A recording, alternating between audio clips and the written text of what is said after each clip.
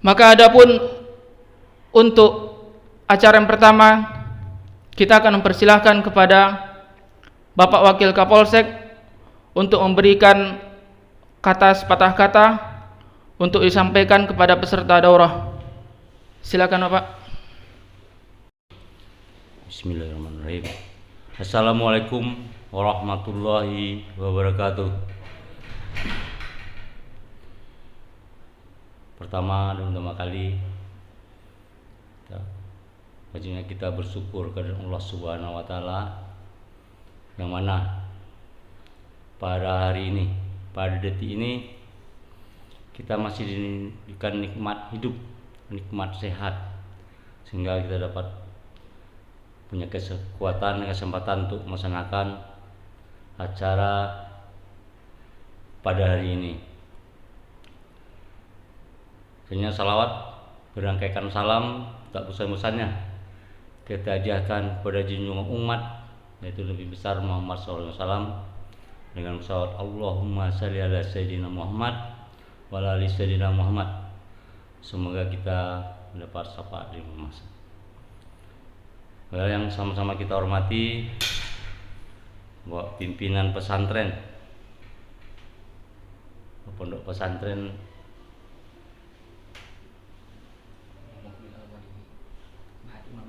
Muhammadin Al-Mahdi, Imam Mukbil Al-Wadiri. Muhammadin Al-Mahdi. Ya, maaf nih,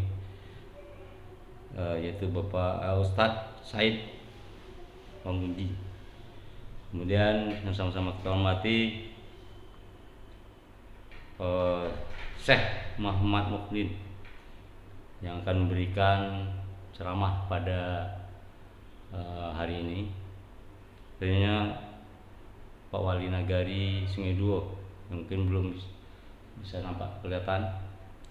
Tentunya yang sama menghormati Nenek Mama, Cedek Pandai, atau undangan yang hadir pada acara ini. Sebenarnya pada saat ini pertama-tama saya mengucapkan maaf dari Bapak Kapolsek karena tidak bisa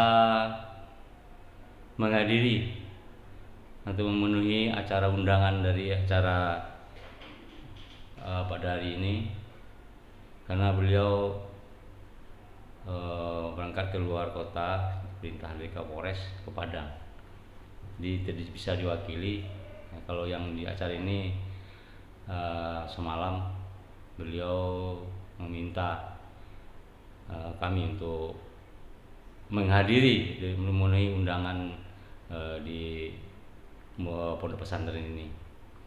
Jadi beliau minta maaf yang sebesar-besarnya karena belum sempat bisa hadir memenuhi undangan dari acara ini. Tentunya beliau berpesan untuk acara pada siang hari ini, mari sama-sama kita sikapi. Mudah-mudahan acara pada hari ini berjalan dengan lancar sampai akhir dari acara yang telah disusun oleh panitia, yang mana kami dari pihak kepolisian sangat berbangga juga, karena dalam hal ini salah satunya membentuk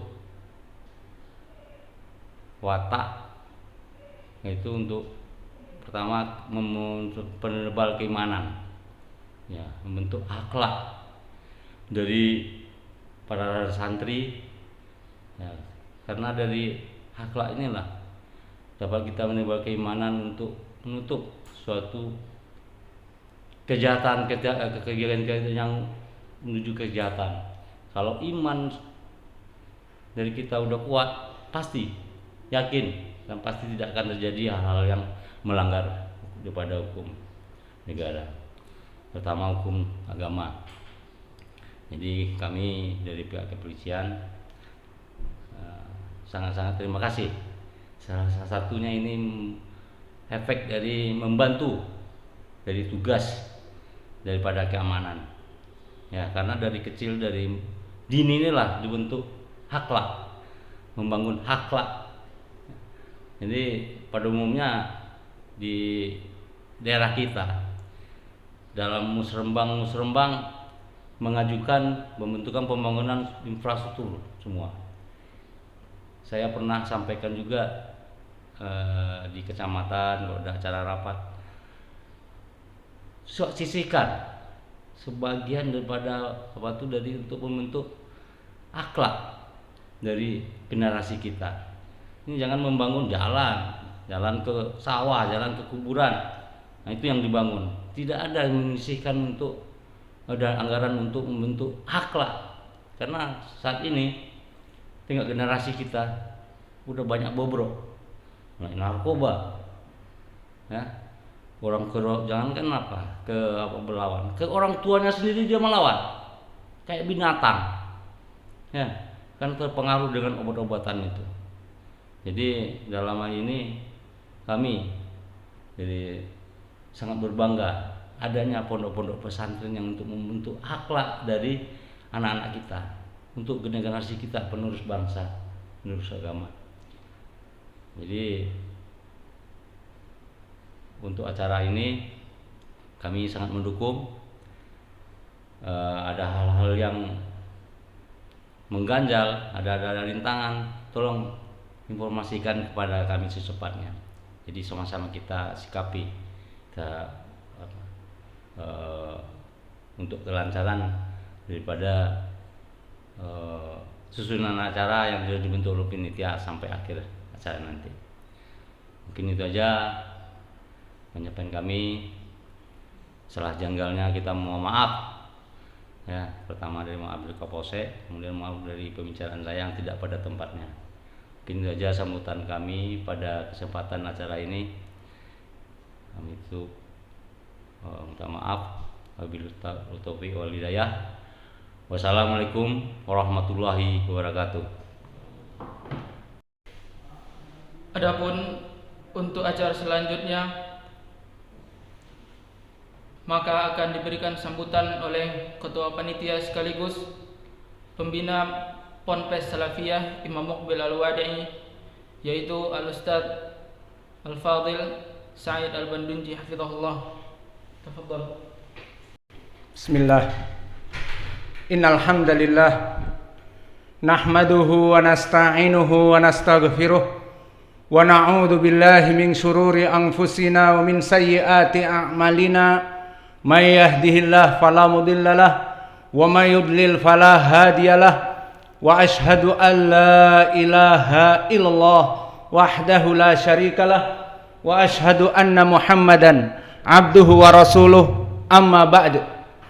Alhamdulillah, pada kesempatan hari ini, hari Sabtu, bertepatan dengan 28 Dzulqa'dah 1444 Hijriah dan bertepatan dengan 17 Juni 2023, di mana Allah memudahkan bagi kita untuk berkumpul bersama saudara-saudara kita kaum muslimin di Masjid Imam Muqbil Al-Wadi'i, di Pondok Pesantren Salafiyah Imam Muqbil di Darmasraya, Sumatera Barat. Maka telah berkata Rasulullah sallallahu alaihi wa ala alihi wasallam di hadis Abi Daud dari Abi Hurairah, "Man la yaskurun nas la yaskurullah." Bahwa tidak bersyukur seseorang kepada Allah kecuali dia bersyukur kepada manusia. Maka kami ucapkan syukur kepada Pak yang kami kenal dulu di ABRI, Pak Letu, tapi di tentara, di polisi apa Pak? Aibtu. Pak Ibtu Teguh Santoso. Maka kami ucapkan terima kasih atas sambutannya yang merupakan perwakilan dari Pak Kapolsek yang bernama Pak Agus. Semoga Allah menjaga keduanya. Maka kami bersyukur kepada Allah juga atas ikhwah yang telah berkunjung kepada kami Maka kita bersyukur kepada Allah agar Allah menambah rasa syukur kita dengan tambahan keimanan. Seperti Allah berfirman di dalam Al-Quran, la in syakartum la azidannakum wa la in kafartum inna adzabi lasyadid. Maka jika seandainya kalian bersyukur kepada Allah atas nikmat Allah yang Allah berikan kepada kalian, seperti sekarang kita bisa bertemu dari ikhwah yang kalau kita hitung datang dari yang dekat, dari Pulau Punjung ataupun dari Darmasraya dan juga dari Blok B dan yang lainnya, dan yang agak jauh sedikit datang dari Muara Bungo, dan masih di jalan juga akan datang rombongan dari Rantol Koloyang setelah Muara Bungo dari Jambi, dan juga telah datang dari ibu kota Padang, dan juga telah datang saudara kita dari Pekanbaru, dan mungkin ada yang dari tempat lain terutama Syekh datang dari Makassar. Maka alhamdulillah Allah mengumpulkan kita dengan i'tiqad yang baik, dan Allah mengumpulkan kita dikarenakan rasa cinta kasih sesama kaum muslimin. Maka kembali saya ucapkan terima kasih kepada perwakilan Pak Kapolsek, Pak Teguh, yang telah mendukung acara kami untuk memberikan kajian ilmiah dari ulama ahli sunnah. Maka ketahuilah wahai saudara-saudaraku, bahwa sungguhnya asal dari kita kaum muslimin adalah bersaudara. Selama sesama kita melaksanakan salat dan tidak melaksanakan kesyirikan kepada Allah, dan kita satu akidah dan satu manhaj, maka asalnya adalah kita bersaudara. Di mana Allah telah mempertegas di dalam Al-Quran dengan ucapannya, yaqulu ta'ala fi kitabihil karim, innamal mu'minuna ikhwatun. Di dalam surat Al-Hujurat Allah berfirman, innamal mu'minuna ikhwatun. Maka kalimat innama faidah dari segi balaghah dan dari segi lugatil arabiyah, lafaz innama memberikan makna al-hasr, maknanya penafian dan penetapan. Maka maknanya di sini innama al-mu'minuna ikhwatun. Kita ambil contoh juga di dalam ayat yang lain, innama yakhsyallaha min ibadihil ulama. Dan kita berikan contoh yang kedua dari hadis yang muttafaqun alaih diriwayatkan oleh Umar ibn al-Khattab, innama al-a'malu binniyat. Maka dari tiga pendalilan ini semuanya diawali dengan innama. Lalu apa faidahnya Allah mengucapkan di Al-Quran dengan lafaz innama, dan Nabi kita di hadis tadi innamal a'malu binniyat dengan lafaz innama? Di ilmul balaghah dari segi lugatil arabiyah memberikan makna batasan, penafian dan penetapan. Maknanya kembali kita kepada ayat yang kita inginkan dari misal tadi, innama yakhsyallaha min ibadihil ulama. Kita artikan penafian dan penetapan. Tidak ada dari makhluk ciptaan Allah yang paling takut kepada Allah kecuali ditetapkan para ulama saja. Ini makna lafaz innama. Maka contoh di dalam hadis yang muttafaqun alaih tadi dari Umar ibn al-Khattab, innamal a'malu binniyat, tidak ada amalan-amalan yang diterima kecuali dengan niat ikhlas kepada Allah. Ini makna yufidul hasr. Ini makna dari segi ilmil balaghah, memberikan makna batasan, penafian dan penetapan. Dan kita kembali kepada syahid, kepada the point dari permasalahan ayat yang kita bahas. Bismillah. Di mana Allah berfirman, innamal mu'minuna ikhwatun. Maka tadi kami sebutkan asal dari seorang muslim adalah bersaudara, berdalil dengan ayat ini, innamal mu'minuna ikhwatun. Di sini memberikan nafi, penafian dan penetapan. Maknanya tidaklah dari setiap yang namanya mukmin kecuali harus bersaudara. Maka atas dasar inilah setiap muslim dengan muslim lainnya maka harus bersaudara, harus menjaga kehormatan darahnya, harus menjaga bahkan reputation. Tidak boleh memburukkan bad reputation untuk saudaranya dengan menggibahinya, dengan mencelaknya, dengan mengadu domba dan sebagainya. Dan dijaga juga hartanya, tidak boleh dicuri dan tidak boleh dirampok. Innamal mu'minuna ikhwatun di dalam surat Al-Hujurat, yang maknanya telah kami sebutkan tadi dengan makna batasan, tidaklah setiap mukmin dengan mukmin yang lainnya kecuali bersaudara. Dan semakna dengan ini di dalam ayat Al-Quran juga Allah berfirman, Muhammadur Rasulullah walladzina ma'ah asyidda'u 'alal kuffar ruhama'u bainahum.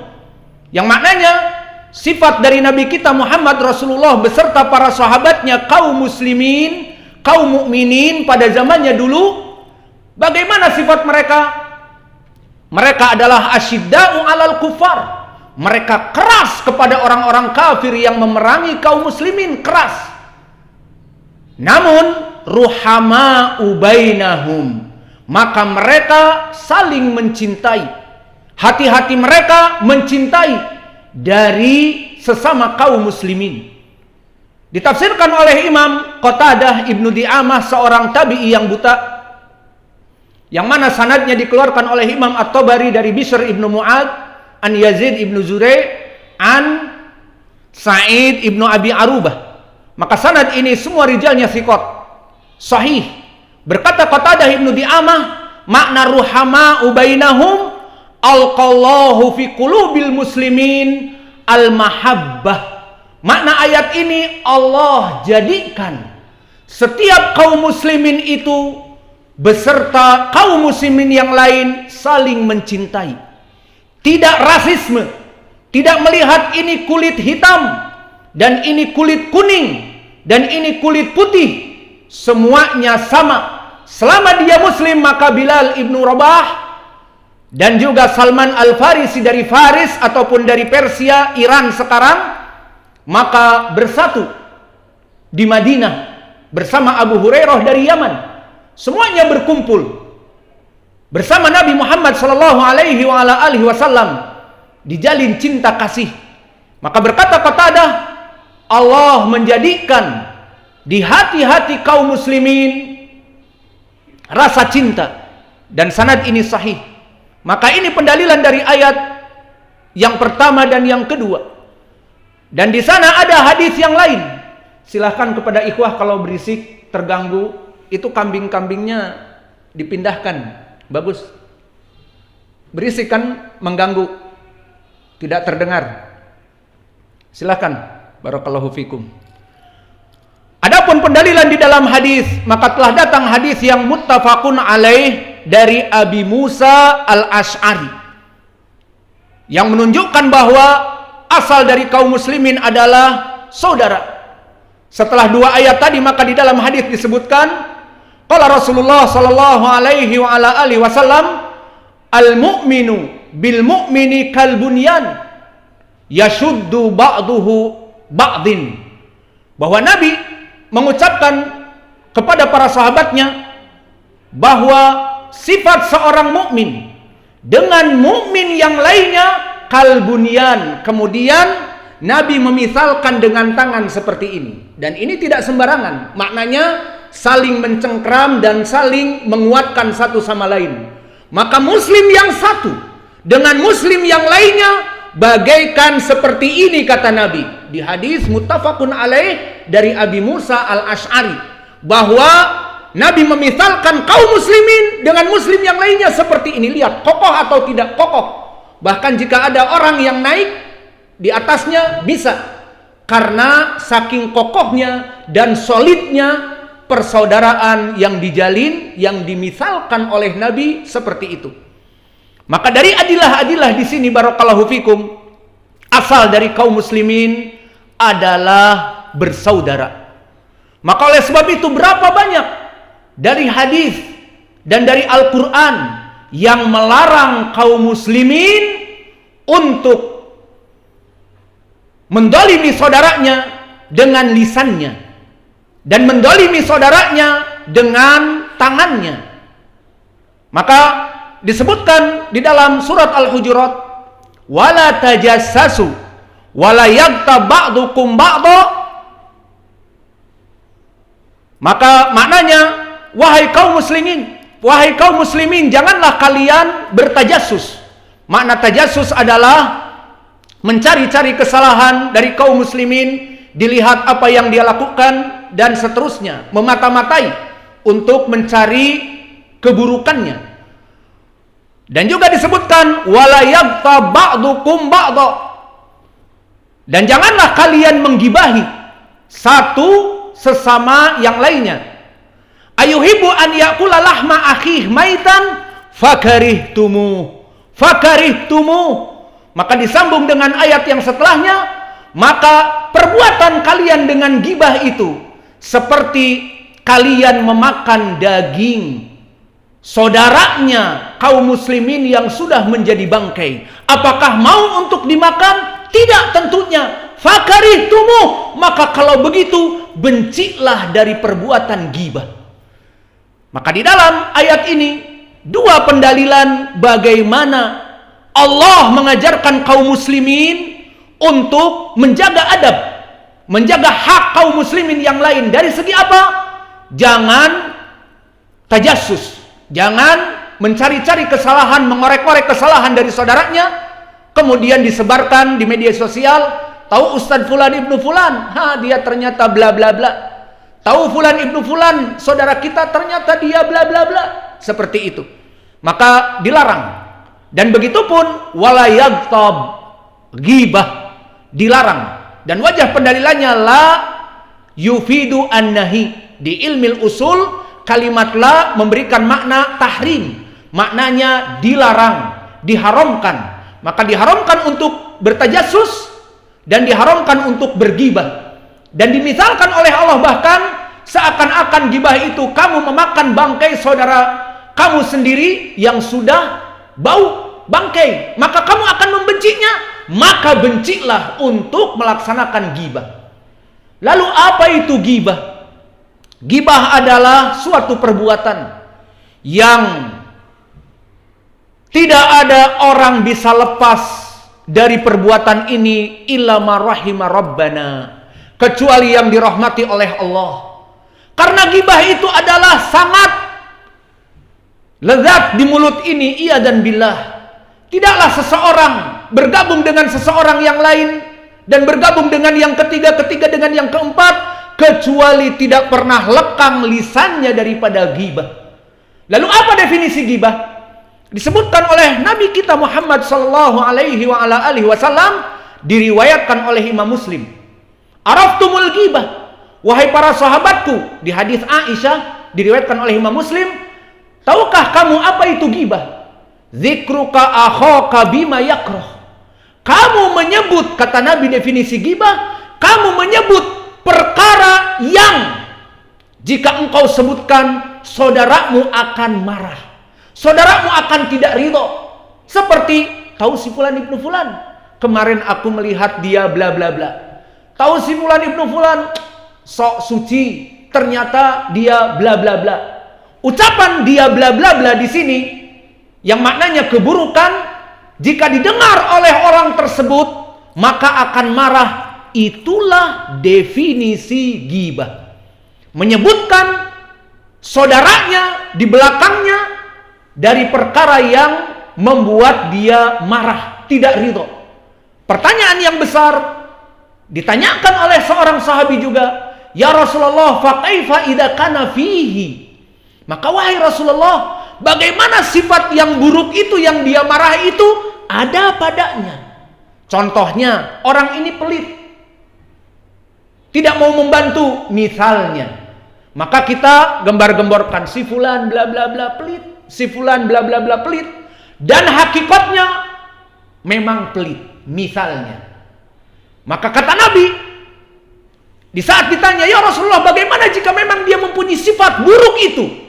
Kata Nabi, "Na'am. Meskipun demikian, bala, tentu kamu telah menggibahinya." Sehingga awas, gibah itu menyebutkan keburukan seseorang meskipun ada padanya, dinamakan gibah. Si fulan pelit, si fulan dia itu pengecut, si fulan dia itu melaksanakan keburukan demikian dan demikian. Benar adanya, namun dengan menyebutkan kepada orang lain di belakang, dan orang ini akan marah jika mendengar si fulan maling uang masjid, disuruh bangun masjid malah dimaling, maling motor. Dari mana maling motor? Pokoknya maling motor lah. Maka jika didengar oleh orang ini, jika benar dia memang maling, maka itu masuk ghibah. Namun jika tidak maling motor dan tidak merampok uang masjid, disangka merampok uang masjid, mana dalilnya? Maka kata Nabi di ucapan setelahnya, "Walakin idala yujad fihi faqad bahattahu." Maka jika benar dia pelit, dikatakan pelit, telah ghibah. Namun jika dikatakan dia merampok uang masjid ataupun merampok uang dakwah atau merampok dari uang dakwah untuk beli motor dan sebagainya, maka tanpa dalil laqad bahattahu, maka kamu telah memfitnahnya di atas dari ghibah. Maka di dalam ayat tadi Allah telah menyebutkan larangan untuk menjaga sesama kaum muslimin agar tidak saling mendolimi dengan lisannya. Maka oleh sebab itu disebutkan di dalam hadis, yang mana hadis ini menjadi pedoman bagi kita. Hadis yang datang dari berbagai sahabat, pertama dari Abdullah bin Amr bin Al-As muttafaqun alaih, dan datang dari Ibnu Umar, dan datang dari Abi Hurairah, yang mana lafadznya ada di Sahih Al-Bukhari dan Muslim dengan lafadz al-muslimuna man salimal muslimuna min lisanihi wa yadihi.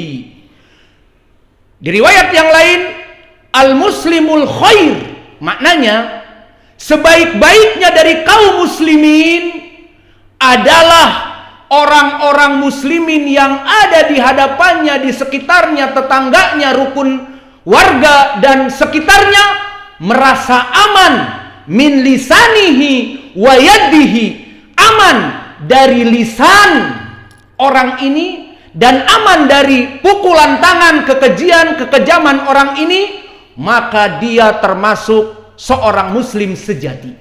Sehingga mudah ya ibadallah, jika kita ingin menjadi muslim yang sejati, yang mana muslim sejati sebaik-baiknya muslim, gambarannya tetangganya, rukun tetangganya, rukun warganya, murid-muridnya, gurunya selamat dari fitnahan lisannya, gibahan lisannya, dusta lisannya, dan selamat dari kekejaman tangannya.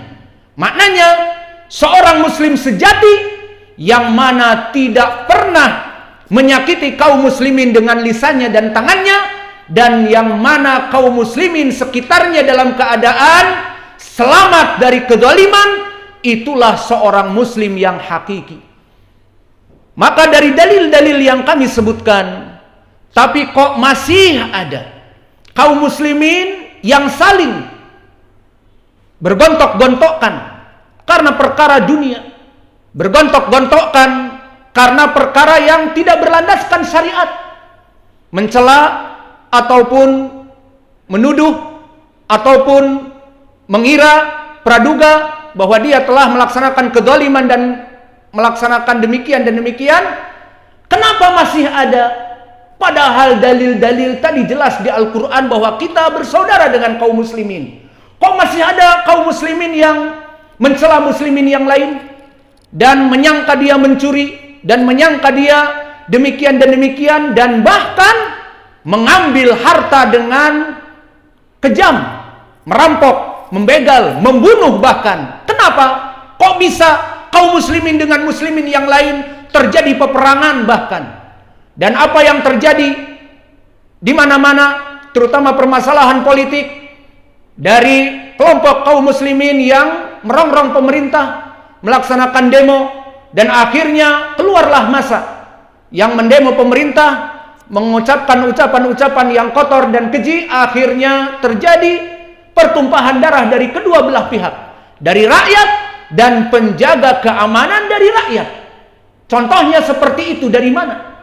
Jawabnya, inilah dari trik syaitan. Maka telah datang hadis yang diriwayatkan oleh Imam Muslim dari Jabir ibni Abdullah, yang mana Nabi Muhammad sallallahu alaihi wasallam bersabda, "Qad aisa syaitan an yu'bada, walakin at-tahrish bainakum, walakin at-tahrish bainakum."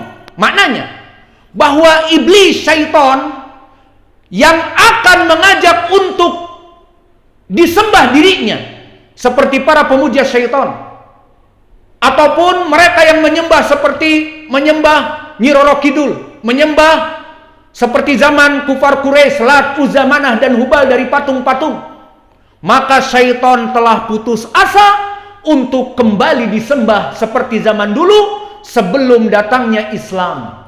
Maka dengan datangnya Islam, jauh dari perkara penyembahan kepada iblis dan syaitan. Putus asa iblis dan syaitan sekarang. Namun itu plan A, plan A. Rencana pertama gagal total. Putus asa iblis.